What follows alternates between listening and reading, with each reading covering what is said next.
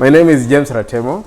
I happen to be an elder in my church, but professionally I'm a communicator. So I have a lot of pressure, because I'm talking about communicating the message, yet I'm a communicator. So I know it may be rough on me. Well, in communicating the message, we are talking about preaching. The message we are referring to here is about the Word of God. And the writer of this book, Revolutionary Preaching in a Secular World, gives us three options. The first option, he says that preaching is like a science. It's a technical discipline which requires meticulous planning.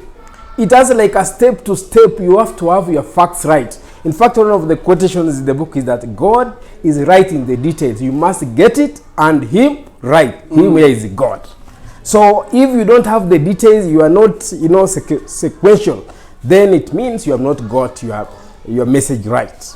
And number two, that preaching can be like an art. Like an art is like a canvas painting. Think of a canvas painting on the wall. It has different colors, maybe on the material, and then that, it's beautiful. It's a beautiful thing. So as you present your message, make it in a beautiful way so that you can inspire and motivate.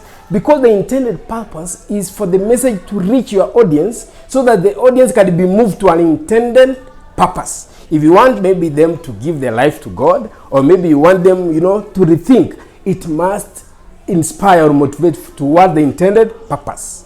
And then first one, it can be a science. Preaching can be a science. Number two, preaching can be an art. And then the other writers say it can be both. It can be both a science and an art. In other words, you can use your facts, you can delve to the Bible. At the same time, it must be beautiful. You should not make it boring. Okay, he gives two approaches to which you can do this. That you can use cognitive style. Cognitive style is about, about the thinkers, about the mind. You want to, to appeal to the mind. And the second one is affective style. You speak to the heart. Just like, and I think, just like that painting. It appeals to the art. And that is basically how you communicate the message. Thank you.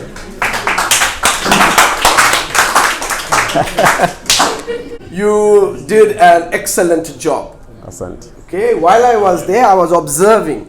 Your gestures were just perfect.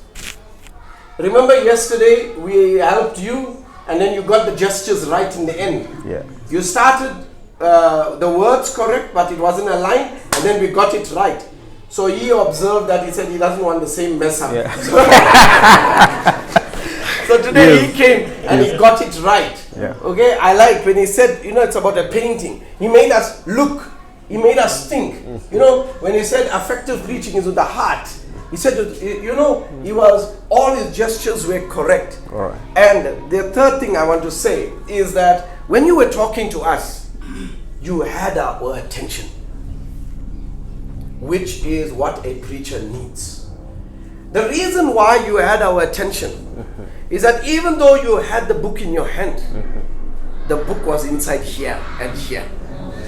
You see that? Yeah. When you know your stuff, you are confident. Yeah.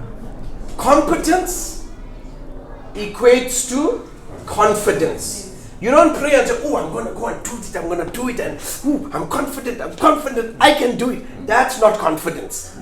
But when you know your material, you know your stuff, that gives you confidence. Remember that. Competence leads to confidence. Well done, let's give him a hand.